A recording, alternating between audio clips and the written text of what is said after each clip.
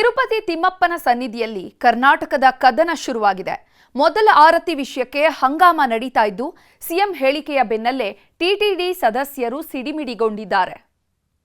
ದೇವರ ದೇವ ಸಪ್ತಗಿರಿವಾಸ, ಭಕ್ತರ ಪಾಲಿನ ಕಲಿಯುಗ ದೈವ, ತಿರುಪತಿಯನ್ನೇ ವೈಕುಂಠವಾಗಿಸಿದ ಮಹಾಮಹಿಮ, ಒಮ್ಮೆ ವೆಂಕಟೇಶನಾಗಿ ಮತ್ತೊಮ್ಮೆ ತಿಮ್ಮಪ್ಪನಾಗಿ, ಮಗದೊಮ್ಮೆ ಶ್ರೀನಿವಾಸನಾಗಿ ಜಗವನ್ನೇ ತೂಗಿದ ಜಗದೋದ್ಧಾರಕ. ತಿಮ್ಮಪ್ಪನೊಲಿದರೆ ಕೊರಡು ಕೊನರಾಗುತ್ತೆ, ಬದುಕು ಬಂಗಾರವಾಗುತ್ತೆ. ಹೀಗಾಗಿಯೇ ತಿಮ್ಮಪ್ಪನ ಗಿರಿಗೆ ಕೋಟಿ ಕೋಟಿ ಭಕ್ತರು ಹೋಗಿ ಬರೋದು, ವೆಂಕಟರಮಣನ ಮುಂದೆ ನಿಂತು ಭಕ್ತಿಯ ಕಡಲಲ್ಲಿ ಮಿಂದೇಳೋದು. ಈ ಕ್ಷೇತ್ರಕ್ಕೂ ಕರುನಾಡಿಗೂ ಒಂದು ಅವಿನಾಭಾವ ಸಂಬಂಧವಿದೆ. ತಿಮ್ಮಪ್ಪನ ಸನ್ನಿಧಿಯಲ್ಲಿ ನಿತ್ಯವೂ ನಡೆಯುವ ಮೊದಲ ಆರತಿ ರಾಜ್ಯಕ್ಕೆ ಸಲ್ಲತ್ತೆ. ತಿಮ್ಮಪ್ಪನಿಗೆ ಕರ್ನಾಟಕದ ಹೆಸರಿನಲ್ಲೇ ಮೊದಲ ಆರತಿ ಮಾಡಲಾಗುತ್ತೆ.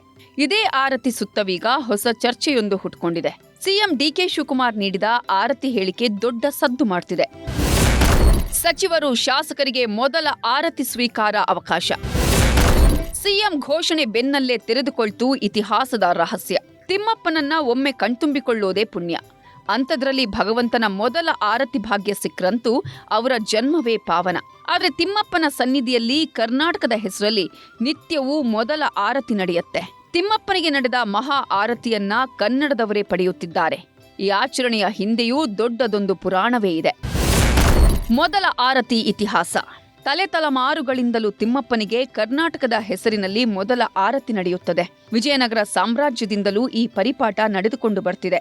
ಯಾಕಂದ್ರೆ ತಿರುಪತಿಗೂ ಕರ್ನಾಟಕದ ರಾಜವಂಶಸ್ಥರಿಗೂ ಭಕ್ತಿಯ ಸಂಬಂಧವಿತ್ತು.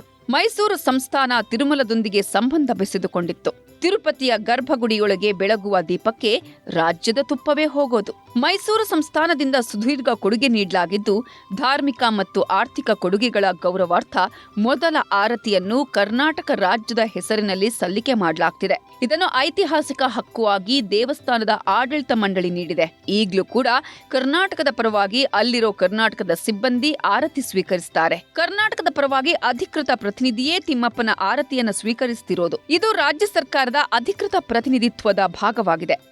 ಇದೇ ಆರತಿ ವಿಷಯವಾಗಿಯೇ ಸಿಎಂ ಡಿಕೆ ಶಿವಕುಮಾರ್ ಮಹತ್ವದ ಹೆಜ್ಜೆ ಇಟ್ಟಿರೋದು. ರಾಜ್ಯದ ಗಣ್ಯರಿಗೆ ತಿಮ್ಮಪ್ಪನ ಆರತಿ ಸಿಗಲಿ ಅಂತ ಅವಕಾಶ ಕಲ್ಪಿಸಿಕೊಡೋದಕ್ಕೆ ಮುಂದಾಗಿದ್ದಾರೆ. ಹಾಗಂತ ತಿಮ್ಮಪ್ಪನ ಮೊದಲ ಆರತಿ ಎಲ್ರಿಗೂ ಸಿಗತ್ತೆ ಅಂತಲ್ಲ. ಕರ್ನಾಟಕದ ಪರವಾಗಿ ತಿರುಮಲಕ್ಕೆ ಹೋದಾಗ ಸಚಿವರು, ಶಾಸಕರು, ಹಿರಿಯ ಐಎಎಸ್ ಮತ್ತು ಐಪಿಎಸ್ ಅಧಿಕಾರಿಗಳು ಹಾಗೂ ನ್ಯಾಯಮೂರ್ತಿಗಳಿಗೆ ಈ ಭಾಗ್ಯ ಸಿಗಲಿದೆ ಅಂತ ಘೋಷಣೆ ಮಾಡಿದ್ದಾರೆ. ತಿಮ್ಮಪ್ಪನ ಆರತಿ ವಿಷಯದಲ್ಲಿ ಸರ್ಕಾರವೇನೂ ಹೊಸ ಮಾರ್ಪಾಡು ಮಾಡ್ತಿಲ್ಲ. ಮೈಸೂರು ಮಹಾರಾಜರ ಕೊಡುಗೆ ಪರಿಗಣಿಸಿ ಈ ದಿನದವರೆಗೂ ತಿಮ್ಮಪ್ಪನ ಸನ್ನಿಧಿಯಲ್ಲಿ ಕರ್ನಾಟಕಕ್ಕೆ ಮೊದಲ ಆರತಿ ನೀಡಲಾಗ್ತಿದೆ. ಸದ್ಯ ಕರ್ನಾಟಕ ಭವನ ಅಧಿಕಾರಿ ಅಥವಾ ಅಲ್ಲಿನ ಸಿಬ್ಬಂದಿ ತಿಮ್ಮಪ್ಪನ ಆರತಿಯನ್ನ ಸ್ವೀಕಾರ ಮಾಡ್ತಿದ್ದಾರೆ. ಇದಕ್ಕೆ ಈಗ ಹೊಸ ಪ್ರಸ್ತಾವನೆ ಇಡಲಾಗ್ತಿದೆ. ಆದ್ರಿದು ಆಗ್ರಹವಲ್ಲ, ಇರೋ ವ್ಯವಸ್ಥೆಯ ಮುಂದುವರಿಕೆ ಅಷ್ಟೇ.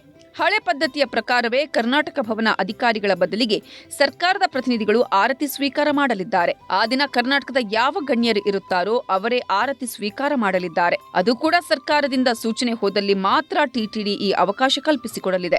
ಯಾವುದೇ ಶಾಸಕರು ತಿರುಪತಿ ದರ್ಶನಕ್ಕೆ ಹೋದಾಗ ನಮ್ಮ ರಾಜ್ಯದ ಪರವಾಗಿ ಆರತಿ ಕೊಡಕ್ಕೆ ಒಂದು ಅವಕಾಶ ಇದೆ. ಮೊದಲನೇ ಆರತಿ ನಮ್ಮದು.